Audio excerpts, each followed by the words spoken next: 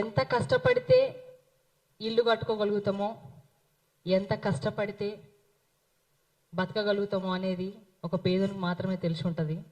ఉన్నోళ్ళకి ఆ వాల్యూ తెలియదేమో అని నేను అనుకుంటా. అందుకోసమే కాయా కష్టం చేసి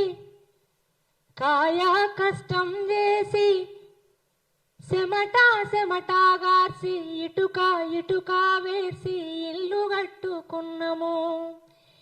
ఎదిగిన మా బిడ్డలనే పసిగుడ్డులుగా చూసి ఇల్లే మా పొదుగంటూ దాసి పెట్టుకున్నాము. ఈ రాబందుల ఆకలికి మా గోడు సెదిరే, నీకున్నదిరా తల్లి బాధ చూడే.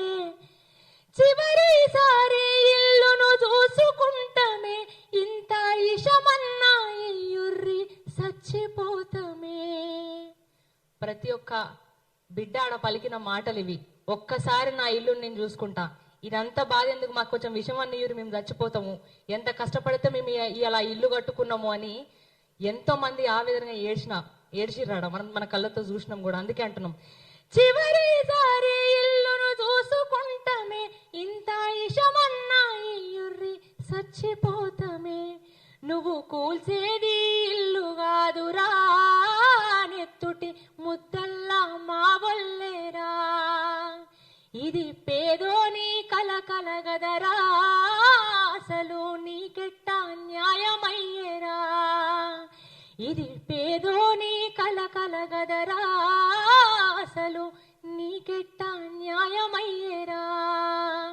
నువ్వు కూల్చేది ఇల్లు కాదురా, నెత్తుటి ముద్దల్లా మా వల్లేరా. ఇది పేదోని కలగదరా, అసలు నీకెట్లా న్యాయమయ్యేరా. Thank you Madhu. ఇప్పుడు ఒకసారి